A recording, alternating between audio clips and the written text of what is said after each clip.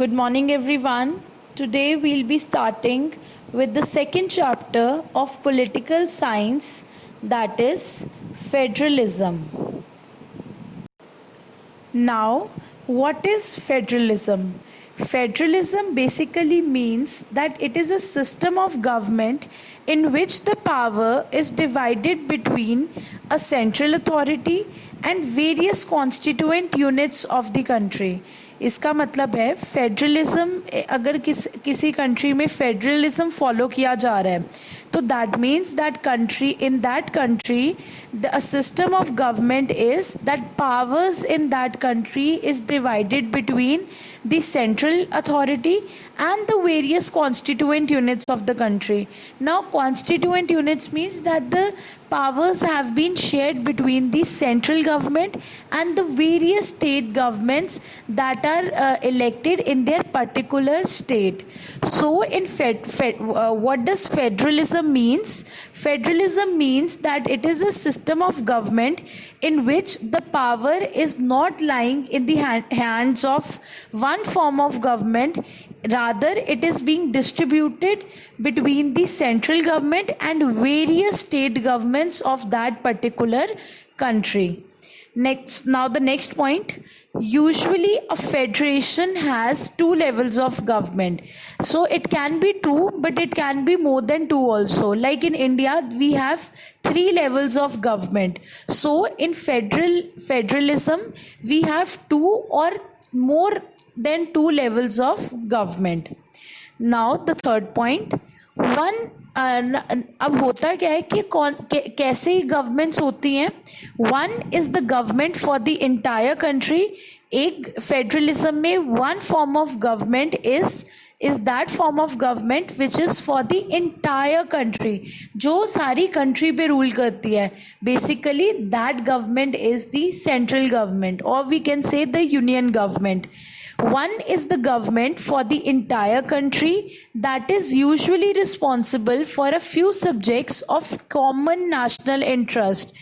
जो central government होती है which is ruling the entire country, that government is taking the responsibility of few subjects and those few subjects are the interest of the entire nation.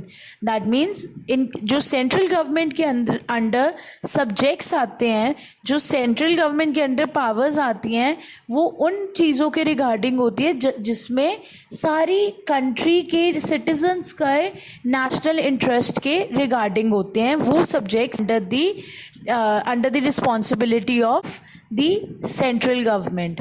Now the others are the government at the levels of provinces or states. Now one level of government is the government which is for the entire country, और उनको हम बोलेंगे central government. और जो government जो particular state के लिए होती है और जो अपनी state को administer करती है, administer means उनकी functioning में help करती है. एक particular state की government जो एक अपनी particular state की functioning में help करती है, that government is known as the state government. And both these levels of government enjoy their power independent of each other. Basically, the powers of these levels of government is being mentioned in the constitution. So these government work independent to each other. Central की powers लिखी हैं, state की powers अलग से लिखी हैं. तो इससे क्या होता है दैट दे वर्क इंडिपेंडेंटली. उनको किसी को कंट्रोल के अंदर काम नहीं करना पड़ता. So federalism, we studied about federalism. In federalism there is two और more than two levels of government. Now moving further,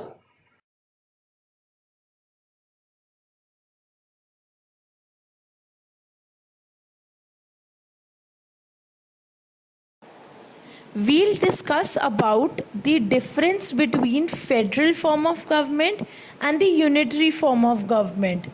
Now, as we did in our previous slide, that federal form of government, or we can say federalism, means when there are two or more than two levels of government, that is national government, state government or local government. But what happens in unitary form of government? There is only one level of government in the unitary form of government. That is, it has only national government. Then there is division of power between the different levels of government. Federalism में क्या होता है? Since there are more than two or more than two forms of government, तो उनकी power sharing होती है. There is division of power between the different levels of government. और unitary form में हमने पढ़ा कि सिर्फ only one level of government is present, then there is no division of powers in unitary form of government. Then the third point of federal government says state governments are not answerable to the central government. हमें पता है कि जो national government है वो सबसे highest authority वाली government है. Then comes the state government and सबसे last में local government होती है. Even though the state government comes after the national or union government, still जो स्टेट गवर्नमेंट के अंडर सब्जेक्ट्स आते हैं, जो स्टेट गवर्नमेंट की पावर्स हैं, उनके regarding they are not answerable to the central government. That means कि state government अपने बिहाफ पर डिसीजंस ले सकती है जौन से सब्जेक्ट्स उनके अंडर आते हैं. But in unitary form of government the providential governments और sub units are answerable to the national government.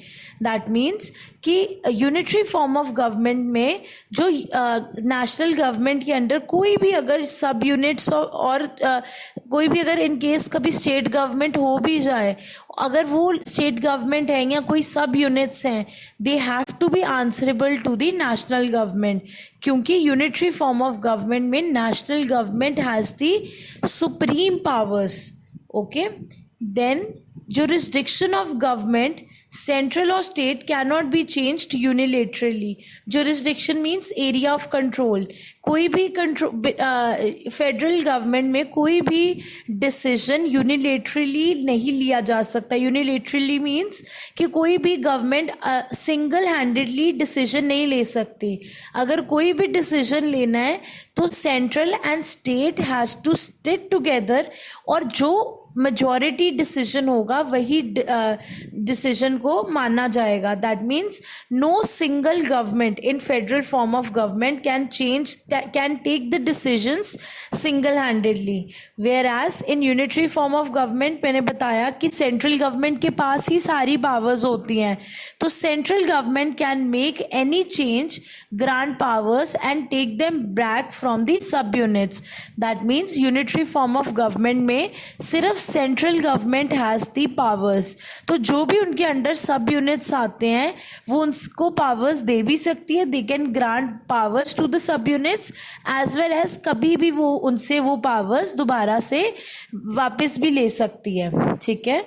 Constitutional amendment cannot be made without the consent of the states.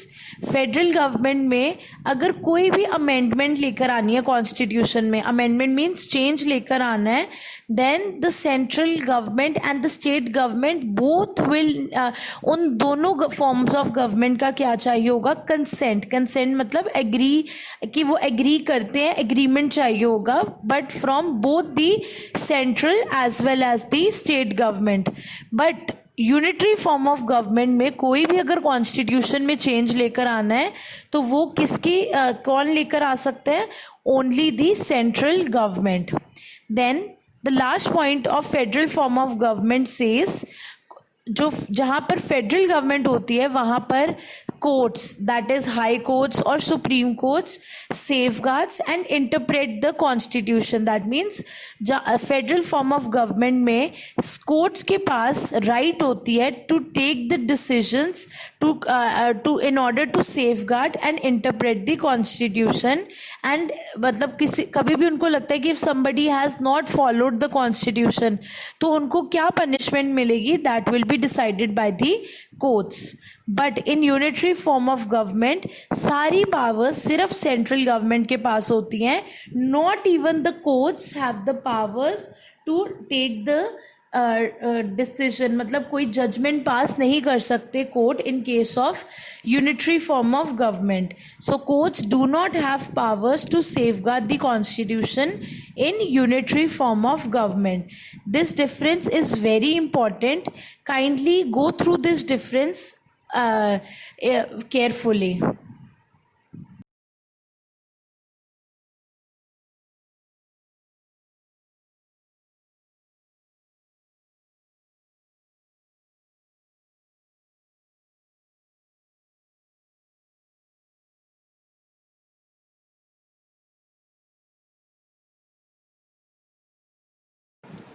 Now, in this slide, we'll discuss about the features of federalism in detail. The first point says that federalism has two or more levels of government. As we have discussed this thing earlier, in federalism, there is either two or more than two levels of government. Then, each level has its own power or jurisdiction. हर level की अपनी powers हैं and अपने areas of control हैं. That is jurisdiction means area of control. Then ये powers, ये areas of control कहाँ पर स्पेसिफाइड हैं? It is specified in the constitution of our country. And ये सिर्फ इन रिटन नहीं है. This jurisdiction is actually followed. Guarantee होती है, there is constitutional guarantee of authority. That means constitution में जौन सी लेवल की जो पावर्स और एरियाज ऑफ कंट्रोल लिखे हैं, that is for sure, that is the guarantee कि उनको एक्चुअली भी ये पावर्स और ये जो एरियाज ऑफ कंट्रोल मिलते हैं. Then constitutional provisions can be changed only with the consent of both the levels of government. अगर constitution में कोई भी change लेकर आना है तो then we need the consent, we need the agreement of the both the levels of government. जितनी भी levels of government है सबकी हमें क्या चाहिए होगा? agreement चाहिए होगा, consent चाहिए होगा, तभी कोई भी change हम constitution में लेकर आ सकते हैं. Then court interprets the constitution and powers of the different levels of government. Supreme Court is the umpire if disputes arise between different levels of government. क्या कह रहे हैं? They are saying courts have the right to pass the judgment. ठीक है, they have the right to interpret the constitution also and the powers of the levels of the government also. And in case कभी भी government कोई भी, जैसे central और state government में कोई भी डिस्प्यूट हो जाता है रिगार्डिंग एनी टॉपिक, कोई भी लड़ाई झगड़े हो जाते हैं, डिस्प्यूट मीन्स कॉन्फ्लिक्ट्स, लड़ाइयाँ, तो कौन उनके बीच में फैसला सुनाएगा? It will be the supreme court. Supreme court acts as the umpire. Umpire means कि डिसीजन किसने लेना है कि who is right and who is wrong, वो decision will be in the hands of the supreme court if any dispute arises between the different levels of government. Then इनके sources of revenue भी हैं, क्या हैं? Clearly specified हैं. वैसे तो we know the main source of revenue means income. The main source of income of government is the taxes. और कौन सी टैक्सेस की अमाउंट कौन सी फॉर्म ऑफ गवर्नमेंट को मिलेगी, दैट इज क्लियरली स्पेसिफाइड. और टैक्सेस के अलावा भी जो भी सोर्सेज ऑफ इनकम होते हैं वो हर गवर्नमेंट के अलग से मेंशन्ड हैं. ठीक है, these all things make sure that there is no conflict between the different levels of the government. So these are the features of federalism. I hope the topics are clear to you. Thank you.